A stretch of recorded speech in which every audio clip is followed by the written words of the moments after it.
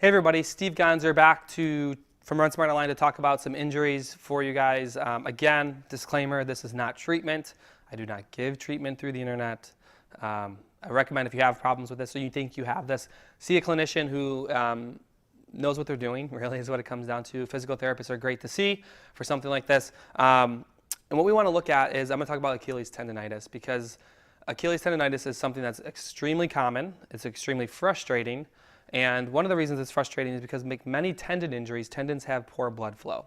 They're not like muscles where they need to strip blood and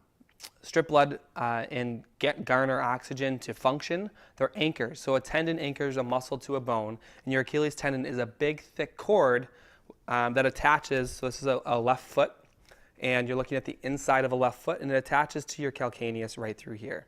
So right on this ridge, it comes up. It's an extension of your calf muscle and your soleus muscle, two different muscles in the back of your leg, and it attaches here. Now, generally what we find is a tendon injury is because of a loading issue. Now, that loading issue could be because you don't have great strength, or it could be because you're lacking flexibility somewhere. For an Achilles injury, we often see that it's not necessarily that your calf needs to get stretched out or it's tight. It is part of the rehab process because you want to pull on that tissue as you get going. But to sit there and say I have an Achilles problem, I'm just going to stretch my calf more, is really a disservice to you, and you're probably going to end up being frustrated.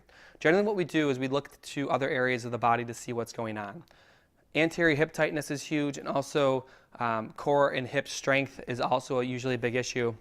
So what's happening when we get an Achilles issue?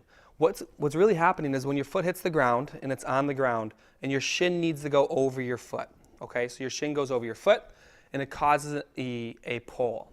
Now, when this happens, your calf doesn't do most of the pull. Your Achilles does. Think of it as a bungee cord that attaches here. It's going to pull, and then it's going to whip you into your next step. Now, what can happen is if you get too hard of a pull or too abrupt of a pull, you'll get excess pull right where it attaches to the bone. You'll get some swelling, pain, and tightness. But also what can happen is if you don't get a proper spin into the ground. Let's say you're weak in the hips and you spin, but you spin really hard because you're not controlling from your proximal muscles in the hip. You actually get a pull, but the shin will rotate in and you'll get an awkward pull on the Achilles. So it's not uncommon to get an Achilles issue because of hip weakness and not ankle tightness. So think about that as you're going through. Signs and symptoms of the Achilles is a painful pinch test, so you'll grab your Achilles and pinch it. I don't recommend doing that every single day because it will just continue to be sore.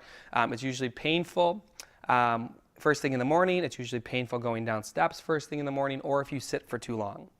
Now, the key thing with this is Achilles tendon issues, if you let them progress, are really tough to treat, and they take a while to rehab.